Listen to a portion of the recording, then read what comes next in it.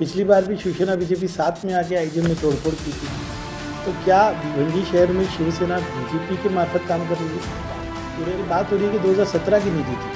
मुझे लगता है आप लोगों को जाके पूछना चाहिए कि आप 2017, 18, 19 में क्या कर रहे थे। 3 साल आपको जनता ने दिया काम करने का। भिवंडी की जनता है, इनको नकार के आमदार समाजवादी पार्टी के रईस को बनाया, ये सत्य है। इनसे हजम नहीं हो रहा है कि ये माजी हो चुके हैं। तो मुझे लगता है धीरे धीरे इनको हजम हो जाएगा कि हाँ माजी हो चुके हैं। विकास का काम और विकास की बात करने के लिए हम लोग आए हैं। विकास की राजनीति का जो विरोध कर रहा है वो भिवंडी शहर का विरोध कर रहा है। भिवंडी ने आपको नकार दिया, आज हमको मौका दिया है। हम पॉजिटिव काम कर रहे हैं, पॉजिटिव तरीके से आगे बढ़ रहे हैं। भिवंडी हमारे साथ है, भिवंडी के लोग हमारे साथ हैं। मैं भिवंडी को इंशाल्लाह तब्दील करके दिखाऊंगा। ये जो नेता है जो आज मेरा विरोध कर रहे हैं, ये मेरा नहीं, ये भिवंडी के नौजवान, भिवंडी के मुस्तकबिल का विरोध कर रहे हैं। Please subscribe our YouTube channel Vivanji Mirror. Press bell icon to get more notification. Follow on Facebook. Join with us on WhatsApp 7888161661. बताइए, आज जो आईजीएम हॉस्पिटल का जो 200 बेड का उसको करने का प्रावधान था वो आज इनॉग्रेशन होना था, लेकिन कहीं ना कहीं शहर में उसको लेकर काफ़ी ज़्यादा चर्चाएं कर रहे हैं। देखिए, शहर में अगर चर्चा कर रहे हैं तो ये बहुत अच्छी बात है। लोगों तक पहली बार ट्रांसपेरेंट तरीके से इन्फॉर्मेशन जा रही है, माहिती जा रही है कि शहर का आमदार करता क्या है। आज आईजीएम में डीपीडीसी के मार्फत ज़रिए 4 करोड़ की निधि आई और उसमें 2 टेंडर्स है, एक इलेक्ट्रिकल का और एक सिविल का। उसके काम का आगाज़ दुआ से किया गया। आप देख रहे हैं कि इसको लेके बहुत सारे लोग ये कह रहे हैं, ख़ास तौर से माजी आमदार कह रहे हैं कि ये मैंने 2017 में निधि पास की थी। कोई तो भी डीपीडीसी का एक वर्बेटम दिया जा रहा है। मैं पहला सवाल पूछना चाहूँगा कि एक ही सवाल बीजेपी शिवसेना पूछ रही है। पिछली बार भी शिवसेना बीजेपी साथ में आके आईजीएम में तोड़फोड़ की थी। तो क्या भिवंडी शहर में शिवसेना बीजेपी के मार्फत काम कर रही है? पूरे राज्य में सन्माननीय मुख्यमंत्री हो, चाहे अबू आसिम आज़मी साहब हो, चाहे सन्माननीय शरद पवार साहब हो, सब बीजेपी से लड़ाई लड़ रहे हैं।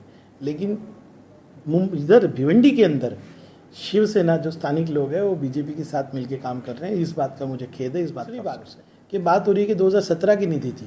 तो मुझे लगता है आप लोगों को जाके पूछना चाहिए कि आप 2017, 18, 19 में क्या कर रहे थे। 3 साल आपको जनता ने दिया काम करने का। क्या आज वो खुद 10 साल आमदार रहे हैं? महाराष्ट्र सरकार हो या किसी भी बजट को 1 साल रखा जाता है, सालाना बजट बनता है। कोई बजट 17 से इंतज़ार नहीं करता कि 21 में उसका उद्घाटन होगा। खुद अपने आप को एक्सपोज कर रहे हैं। 17, 18, 19 आप क्या कर रहे थे? और आज आमदार बन के मैं उद्घाटन कर रहा हूँ तो क्या गलत कर रहा हूँ? अक्टूबर में 2019 में भिवंडी की जनता ने इनको नकार के आमदार समाजवादी पार्टी के रईस को बनाया, ये सत्य है। इनसे हजम नहीं हो रहा है कि ये माजी हो चुके हैं। तो मुझे लगता है धीरे धीरे इनको हजम हो जाएगा कि हाँ माजी हो चुके हैं। ये माजी आमदार होने के बाद ही सारे काम कर रहे हैं। मुझे इस सियासत पे नहीं जाना, मैं सिंपल कह रहा हूँ। आईजीएम के अंदर आज 4 करोड़ की लागत से काम हुआ। मेरी सन्माननीय अजित पवार जी से बात हुई है। डीपीडीसी में इस साल 10 करोड़ की मांगनी हमारी है और मुझे पूरी उम्मीद है कि डीसीएम साहब ने मुझे अश्योर किया है कि इस साल 10 करोड़ मिलेगा। फायर ब्रिगेड के लिए 3 करोड़ रुपये हम मांग रहे हैं। उसके बाद मेरी निधि के 3 करोड़ 60 लाख के काम चलने वाले हैं। 5 करोड़ की अतिरिक्त निधि जो आ रही है वो हम अभी काम शुरू करने वाले हैं। इस तरह से सिर्फ भिवंडी में विकास का काम और विकास की बात करने के लिए हम लोग आए हैं। विकास की राजनीति का जो विरोध कर रहा है वो भिवंडी शहर का विरोध कर रहा है। माजी आमदार ने जैसा कि एक बयान दिया था कुछ 2 महीना पहले कि 10 करोड़ की निधि 2017 में पास हुई थी, जिसमें से 2 करोड़ आ चुका है, 4 करोड़ अभी आया।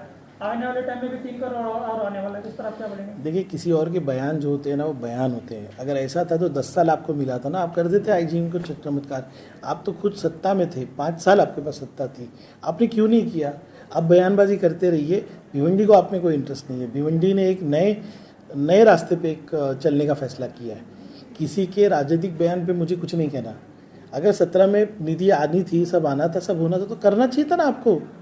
प्लानिंग तो बहुत है यहाँ पे। तो देखिए, पूरे 2008 से मैंने कॉर्पोरेशन के और सबके प्रस्ताव निकाल के रखे और उनमें क्या हुआ, कैसे हुआ, उसका पाठ पुरावा कर रहे हैं। आपने जिम्मेदारी पूरी नहीं की। भिवंडी ने आपको नकार दिया, आज हमको मौका दिया है। हम पॉजिटिव काम कर रहे हैं, पॉजिटिव तरीके से आगे बढ़ रहे हैं। भिवंडी हमारे साथ है, भिवंडी के लोग हमारे साथ है।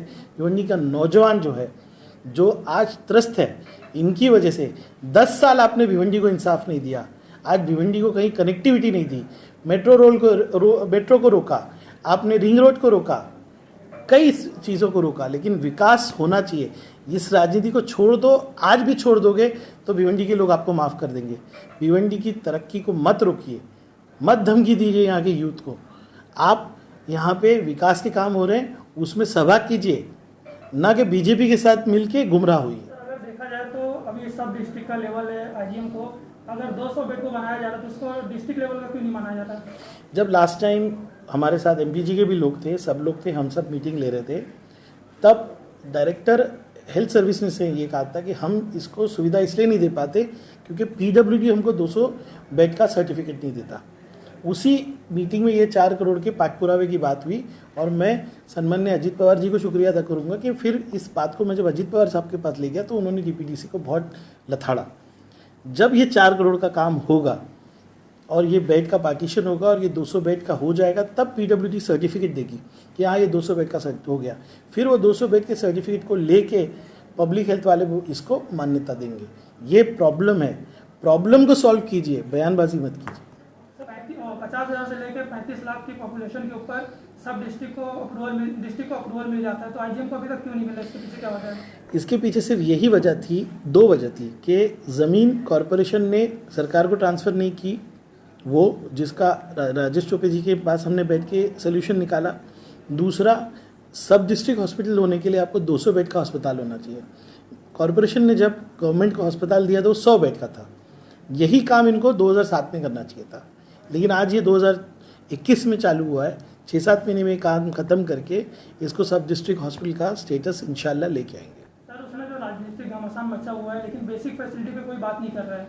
वहाँ पे एम्बुलेंस अभी भी बंद पड़ी है और लोगों के साथ नेग्लिजेंस का मामला अभी भी सामने आ रहा है। मैं खुद कह रहा हूँ आपको, जब से मैं आमदार बना हूँ ये 3रे सुप्रिटेंडेंट है और आज भी वहाँ करप्शन है। इसके लिए इनको भी नोटिस दी गई है। बेसिक सुविधाओं पे हम लोग रेगुलर वहाँ विजिट करते हैं। कई स्टाफ आप 1.5 साल में आप देखेंगे या सस्पेंड हुए, टर्मिनेट हुए। 10 साल में इन्होंने आईजीएम को एक कल्चर दिया है, एक माहौल दिया है। आज वो माहौल को हमको तब्दील करना है। देखिए, मेरी सिर्फ एक्शन लेना सोल्यूशन नहीं है। आईजीएम के स्टाफ को काउंसलिंग करके उनको समझा के हम लोग तब्दीली ला रहे हैं। आज गायनेक का प्रॉब्लम था, गायनेक का प्रॉब्लम सॉल्व हुआ है। मैं खुद राउंड्स लेता हूँ। सर, गायनेक की आपने बात की, मैं आपको रोकना चाहूँगा। गायनेक अभी भी परमानेंट बेसिस पे ही है। देखिए, गायनेक का प्रॉब्लम कोविड के अंदर पूरे महाराष्ट्र में है। क्यों? क्योंकि अलग अलग जगह पे लोग सर्विसेज कर रहे हैं और गवर्नमेंट ने एक ऑर्डर निकाला है कि इस वक्त में ट्रांसफ़र नहीं करें आप। गवर्नमेंट के सेटअप में जो बेस्ट हो सकता है वो हम कर रहे हैं। और इस तरह से देखा जाए कि जो भी कार्य आप करने जाते हैं उसे रोकने के लिए कई दल वहाँ पर आ जाते हैं। देखिए, इस वक्त समाजवादी पार्टी किस तरह से आगे बढ़ रही है, नौजवान हमसे जुड़ रहा है, तो डेफिनेटली सारे पक्षों को बहुत फिक्र है कि समाजवादी आ जाएगी, कॉरपोरेशन में भी आ जाएगी, करप्शन बंद हो जाएगा। आवाम साथ है। जो नेता तरक्की के खिलाफ है वो हमारे खिलाफ होता है। पूरे देश में बीजेपी से हम सब साथ में लड़ रहे हैं। और यहाँ आते ही मैं देखता हूँ कि वो शिवसेना जो इतनी आक्रामक है, आज बीजेपी हर तरह से महाविकास अघाड़ी के लोगों पे हमला कर रही है। NIA, CIB, CBI सब लगा रही है। और यहाँ आते ही देखता हूँ कि ये लोग एक हो जाते हैं। मुझे बिल्कुल इस बात पे आश्चर्य है और मैं इसकी चर्चा महाविकास अघाड़ी के बड़े नेताओं से भी करूँगा। मैं ये आपके ज़रिए नौजवानों से अपील करूँगा कि आप देखो कि क्या हो रहा है।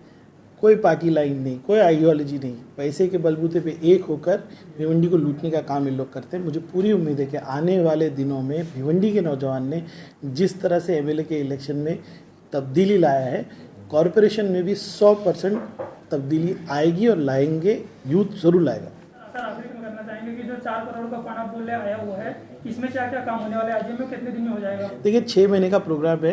कहीं पे प्रॉपिंग है, कहीं पे लीकेजेस है, कहीं टॉयलेट बनना है, पार्टीशंस बनना है। ये ज़्यादातर रिपेयर और रिनोवेशन का काम है।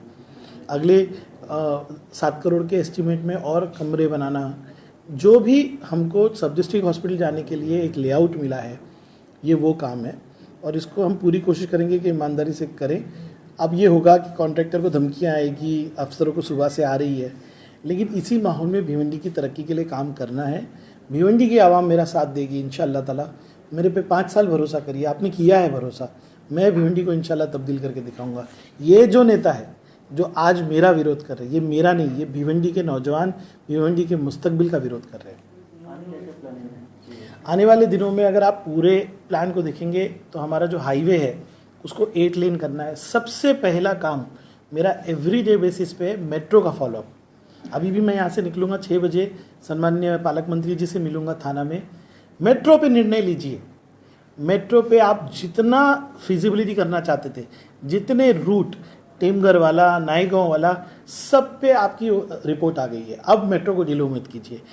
भिवंडी के नौजवानों को मत तरसाइए मेट्रो के लिए। Metro, ring road, 100 feet road, उसके बाद जो रोड्स के काम बाकी है, अभी हम अंसार मेडिकल के रोड का काम चालू करना चाहते हैं सलाउद्दीन के साथ, उसके भी वर्क ऑर्डर आ चुके हैं। 4 रोड के वर्क ऑर्डर पड़े हुए मेरे पास। ईद बाद मुझे काम शुरू करना है। 3 करोड़ 60 लाख के मेरे काम प्रोसेस में है, उनके काम शुरू करना है। उसके बाद शांतिनगर रोड के लिए 17 करोड़ रुपया MMRD ने दिया, उसका काम शुरू करना है। मेरे तो जिद्दोजहद है। स्कूल, मुझे पैसा आया फंड, मैंने सीधा 3.5 करोड़ रुपया जो है मैंने सरकार को लिख के दिया, आप मुझे अगर एडिशनल फंड दे रहे हैं सीधा 22 नंबर स्कूल के लिए दे दीजिए। अंसारी प्लेग्राउंड के लिए 1.25 करोड़ रुपया मैं देना चाह रहा हूँ। मेरी जिद्दोजहद को समझिए कि भिवंडी की आवाम, भिवंडी की तरक्की के लिए मैं काम करना चाह रहा हूँ। भिवंडी ने मुझे चुना है, इसकी जिम्मेदारी और इसका बोझ मेरे कंधों पे दिन भर रहता है। ये सब तो होता रहेगा। मैंने देखा है कि विरोध होता रहेगा। ये पुराने नेता जो रहते ना, बड़ी बड़ी गाड़ियों में घूम के बातें करते हैं, ये तो होता रहेगा। ये मेरे साथ 10 साल हुआ है। बाइकला में था तो कुछ लोग थे, गोवंडी में था कुछ लोग थे, लेकिन भिवंडी में मुझे पूरी उम्मीद है। मेरा 10 साल का तजुर्बा, काम का तजुर्बा, मेरी सिंसियरिटी से काम करने का तरीका भिवंडी को तब्दील ज़रूर करेगा। और आप पर आरोप लगाते हैं कि आप अगला इलेक्शन बाइकल्ला से लड़ेंगे। मैं आप सबको दावत देना चाहता हूं कि ईद के दिन मेरे घर आइए ओशियन में, और भिवंडी का आमदार भिवंडी में ही रहेगा। मैं इलेक्शन भिवंडी से, मैंने अल्लाह से दुआ किया था जब मैं भिवंडी में आया था, तो मैं अल्लाह से हाथ उठा के कह रहा था कि ये कैसा है कि हर 5 साल में मेरा ट्रांसफ़र हो जाता है। मैंने अल्लाह से गुजारिश की थी, अल्लाह से दुआ किया था कि इस बार मेरा ट्रांसफ़र नहीं, मेरा सेटलमेंट हो जाए। और भिवंडी में मैं सेटल हो गया हूँ इंशाअल्लाह ताला। विरोधक तो कुछ भी कहेंगे, इनको कोई नुक्स नहीं मिल रहा बाहर वाला। अरे भिवंडी की आवाम ने मेरा सर्टिफिकेट देख के, मेरा एड्रेस देख के कि मैं बम्बई में रहता हूँ, मुझे चुना है। आप जब ये कह रहे, बहुत इलेक्शन में इन्होंने बाहर वाला किया। भिवंडी की जनता क्या मतलब समझती नहीं इन चीज़ों को। लोगों ने समझ के वोट दिया है मुझे। सर, भिवंडी की जनता ने एक बार तो अबू आसिम साहब को मौका दिया था, लेकिन उन्होंने सीट छोड़ दी थी। इसके बारे में क्या मानना है? देखिए, जो पास्ट है वो पास्ट है। रईस शेख और समाजवादी पार्टी यहाँ पर है, और अबू आसिम आज़मी साहब की हिदायत और उनका ही सपना पूरा करने के लिए मैं आया हूँ ना। अगर हमसे गलती हुई, आसिम भाई ने कुछ अच्छी नीयत से, यहाँ पे उनके पास एक आमदार था, उस पर जिम्मेदारी छोड़ के अगर वो गए भिवंडी की तरक्की करने के लिए, तो उस चीज़ को मैं भिवंडी के अंदर हर बुज़ुर्ग, हर नौजवान, हर शख्स को ये बताना चाहता हूँ कि अबू आसिम आज़मी साहब का सपना पूरा करने में आया हूँ।